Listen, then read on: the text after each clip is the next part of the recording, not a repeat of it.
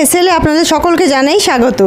বন্ধুরা, আশা করছি আপনারা ভালো আছেন, আমিও ভালো আছি আলহামদুলিল্লাহ। বন্ধুরা, আজকে আপনাদের সঙ্গে যে রেসিপিটি আমি শেয়ার করব সেটা হচ্ছে একটা দইয়ের কারি রেসিপি শেয়ার করব, যেটা গরম গরম ভাতের সাথে কিন্তু ভীষণ ভালো লাগে খেতে। আর একেবারে অন্যরকম একটি রেসিপি শেয়ার করব, খুবই ছোট আর সিম্পল একটি রেসিপি, কিন্তু ভীষণ টেস্টি, ভীষণ সুন্দর খেতে বন্ধুরা। আর গরম ভাতের সাথে এটা কিন্তু অসাধারণ লাগে। মাছ ভাত হোক, মাংস ভাত হোক বা শুধু ভাত হোক, সবের সাথে কিন্তু রেসিপিটি দারুণ জমে যায়। তো রেসিপিটি আমার তো ভীষণ প্রিয়, তো আমি সেই কারণে ভাবলাম যে আপনাদের সঙ্গে রেসিপিটি শেয়ার করা যাক। একেবারে আলাদা অন্য ধরনের একটি রেসিপি আজকে আপনাদের সাথে আমি শেয়ার করব। তো সবাই নষ্ট না করে চলুন রেসিপিটি শুরু করা যাক। তো বন্ধুরা, আমি যেহেতু দইয়ের কারি বানাবো, তো দইয়ের কারি বানানোর জন্য দইটা তো অবশ্যই দরকার। এখানে আমি 250 গ্রাম মতো দই নিয়ে নিয়েছি। তো সবার প্রথমে যেটা করতে হবে, দইটাকে না ভালো করে ফাটিয়ে নিতে হবে। তো সবার প্রথমে যেটা করতে হবে, দইটাকে খুব ভালো করে ফাটিয়ে নিতে হবে। তো দইটা খুব ভালো করে ফেটিয়ে নেব। আমি একটা বাটি নিয়ে নিয়েছি, দইটা বাটির মধ্যে নিয়ে নেব। আর বন্ধুরা, এর মধ্যে একটু জল অ্যাড করব। জলটা অ্যাড করে না দইটাকে খুব ভালো করে স্মুথলি ফেটিয়ে নেব, যাতে দইটা একেবারে স্মুথ সুন্দর হয়ে যায়। অল্প একটু জল নিয়ে নিয়েছি বন্ধুরা। দইটার মধ্যে আমি একটু জল মিক্স করে নিয়েছি, আর দইটা কিন্তু খুব ভালো করে ফেটিয়ে নিতে হবে।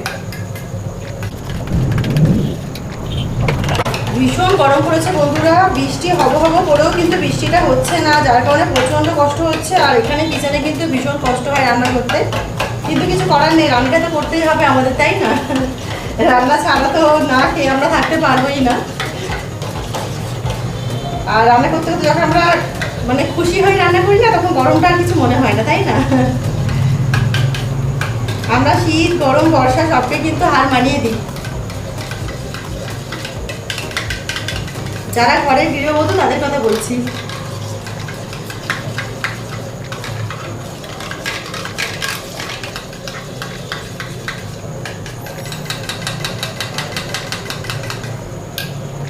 তো বন্ধুরা, দইটাকে আমি খুব সুন্দর করে ফাটিয়ে নিয়েছি, দেখুন কাছ থেকে দেখাচ্ছি।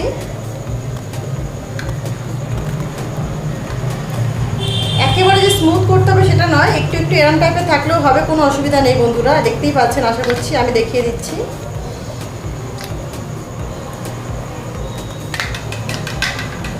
সুন্দর করে যতটা পেরেছি দইটাকে আমি ফাটিয়ে নিয়েছি, একটু পাতলা করে নিয়েছি, যতটা ঘন ছিল তার থেকে একটু পাতলা করে নিয়েছি। বুঝতেই পারছেন কেমন রেখেছি,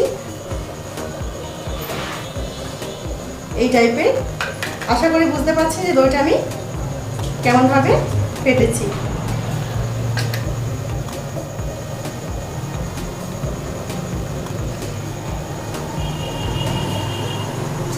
তো বন্ধুরা, দই ফাটার কাজ তো শেষ হয়ে গেছে। আমাদের যেটা করতে হবে এবারে, খুব ঝটপট রেসিপিটি কিন্তু বানাচ্ছি আমি। বন্ধুরা, দইটা খুব সুন্দর করে ফাটিয়ে নিয়েছি। দইটার মধ্যে কিন্তু এবারে কটা জিনিস অ্যাড করতে হবে, তো একে একে আমি বলে দিচ্ছি কি কি অ্যাড করছি। আমি এখানে রেখেই অ্যাড করছি যাতে আপনারা দেখতে পান, সেই কারণে কিন্তু। তো আমি নিয়ে নিয়েছি লবণ, আর এতে স্বাদ মতো লবণ অ্যাড করে দেবো, কারণ লবণ ছাড়া কিন্তু কোনো রেসিপি ভালো লাগে না, কোনো খাবারে কিন্তু লবণ ছাড়া একেবারেই ভালোই লাগবে না। তো লবণটা অ্যাড করে দিচ্ছি আমি। তো অবশ্যই লবণটা কিন্তু পরিমাণ মতো অ্যাড করবেন।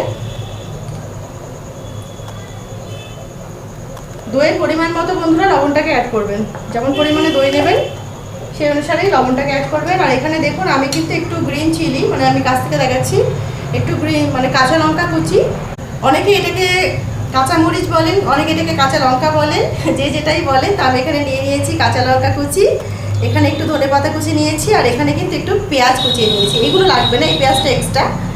আর এটা কিন্তু আমি পেঁয়াজ কুচি নিয়ে নিয়েছি, কাঁচা লঙ্কা কুচি, আর এখানে ধনেপাতা কুচি। ধনেপাতা কুচিটা আপনারা আরেকটু বেশি দিতে পারেন, তো আমি যতটা ঘরে ছিল ততটা দিয়েছি, আর সেই কারণে আমি একটু কমই দিলাম। তো আমি যতটা বাড়িতে ছিল ততটা দিয়েছি, তো আপনারা চাইলে এর থেকে আরেকটু বেশি ধনেপাতা ইউজ করতে পারেন। আর পেঁয়াজ কুচি, ধনেপাতা কুচি, কাঁচা লঙ্কা কুচি দেখিয়ে দিলাম, তিনটে জিনিস। তো তিনটে আমরা মিক্স করে নেব।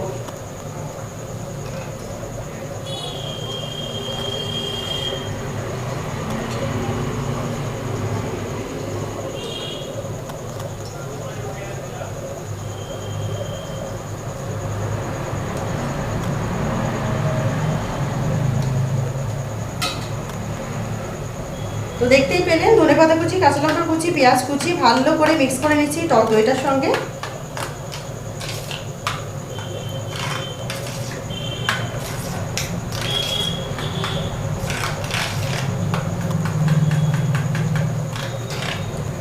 আচ্ছা, এটা মিক্স হয়ে গেছে। এবারে যেটা করতে হবে বন্ধুরা,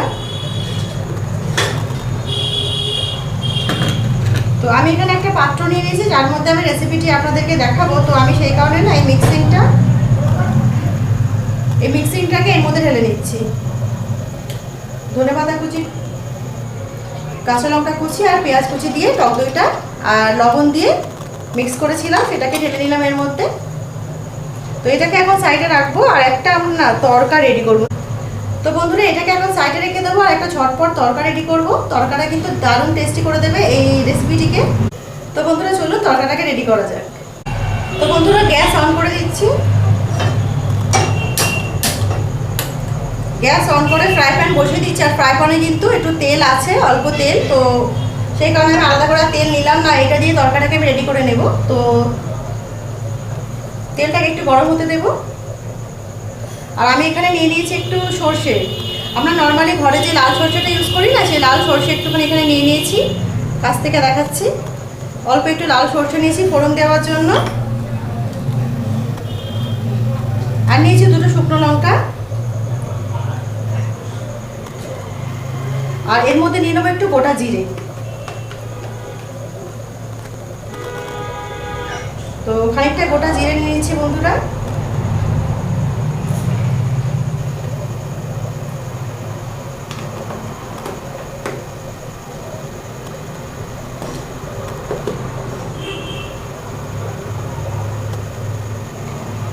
চলুন ফোড়নটা আপনাদের কাছ থেকে দেখাই। চলুন বন্ধুরা ফোড়নটা আপনাদের কাছ থেকে দেখাই, তবে কিন্তু আরো বেশি ভালো লাগবে আপনাদের। পাচ্ছেন তেল চাপিয়ে দিয়েছি একেবারেই। তেলটা কিন্তু গরম হয়ে এসেছে। এর মধ্যে আমি ঝটপট ফোড়নটাকে অ্যাড করব। গ্যাসটাকে একটু আমি স্লো করে দিচ্ছি, বিকজ বেশি হাই গ্যাস করলে কিন্তু এখানে ফোড়নটা পুড়ে যেতে পারে, সেই কারণে। তো আমি এখানে সর্ষে, জিরে আর শুকনো লঙ্কা নিয়েছি যেটা, সেটাকে কিন্তু দিয়ে দিচ্ছি তেলে। এতে আমি হিং, বন্ধুরা এরই মধ্যে অ্যাড করে দিচ্ছি আমি হিং। অল্প একটু হিং অ্যাড করে দিলাম। বন্ধুরা এর মধ্যে আমি একটু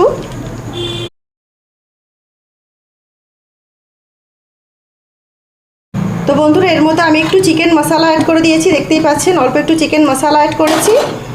আর এর মধ্যে দিয়ে দিচ্ছি আমি 1 চামচ লঙ্কার গুঁড়ো। তো যারা ভাবছেন যে একেবারে আপনারা কাঁচা লঙ্কা শুধু ইউজ করবেন, তারা কিন্তু লাল মরিচ নাও ইউজ করতে পারেন, কিন্তু লাল মরিচটা দিলে বেশ, এতে মানে লাল লঙ্কাটা দিলে কিন্তু বেশ সুন্দর একটা কালার আসবে আর টেস্টও আসবে, সেই কারণে আমি এতে দিলাম। তো এটাকে জাস্ট একটু ফোড়নটাকে আমরা 30 সেকেন্ডস মতো ফোড়নটাকে আমরা হতে দেবো। আর তারপরে এটাকে আমরা অ্যাড করে দেবো দইয়ের মধ্যে। তো ফোড়ন কিন্তু আমাদের একেবারে রেডি হয়ে গেছে। এটাকে আমরা অ্যাড করে দেব। এই যে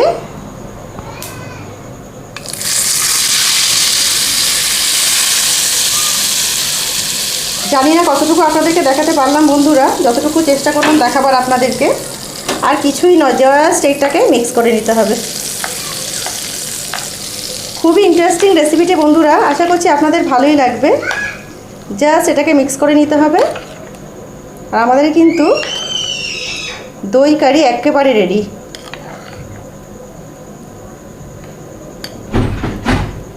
তো বন্ধুরা এটাকে খুব ভালো করে মিক্স করে নিয়েছি। আর নিশ্চয়ই বুঝতে পারছেন যে কত সুন্দর দইয়ের কারিটা কিন্তু আমার রেডি হয়ে গেছে। অসাধারণ একটি দইয়ের কারি বন্ধুরা, এটা কিন্তু গরম ভাতের সাথে দারুণ খেতে লাগে। অবশ্যই ট্রাই করবেন আপনারা। আশা করছি এটা আপনারা আগে কখনো ট্রাই করেননি, অবশ্যই এটাকে ট্রাই করবেন। আর কেমন লাগলো রেসিপিটি অবশ্যই কিন্তু আমাকে কমেন্ট করে জানাবেন, জানাতে ভুলবেন না। তো বন্ধুরা এই অসাধারণ দইয়ের কারিটা আপনাদের কেমন লাগলো অবশ্যই কমেন্ট করে আমাকে জানাবেন। দেখুন কাছ থেকে দেখাচ্ছি। আশা করছি রেসিপিটি আপনাদের ভীষণ ভালো লাগবে বন্ধুরা, ভীষণ ভালো লাগবে। আমি এটুকু গ্যারেন্টি দিয়ে বলতে পারি, এটা মাছ ভাতের সাথে হোক, মাংস ভাতের সাথে হোক, বা শুধু ভাতের সাথে হোক, খালি গরম গরম ভাত হলেই কিন্তু যথেষ্ট, আর কিছুই লাগবে না। তো যখন একটু আপনাদের মনে করবে অন্যরকম কিছু খেতে, তখন কিন্তু অবশ্যই রেসিপিটি বানিয়ে আপনারা ট্রাই করবেন। আর রেসিপিটি কেমন লাগলো অবশ্যই কমেন্ট করে আমাকে জানাবেন। রেসিপিটি যদি আপনাদের ভালো লেগে থাকে অবশ্যই আমার চ্যানেলকে লাইক, শেয়ার এবং সাবস্ক্রাইব করে আমার সঙ্গে থাকার অনুরোধ রইল। তো বন্ধুরা আজকের জন্য এতটুকুই। দেখা হচ্ছে একটা অন্য নতুন রেসিপির সঙ্গে। ততক্ষণ সবাই ভালো থাকুন, সুস্থ থাকুন। আল্লাহ হাফিজ।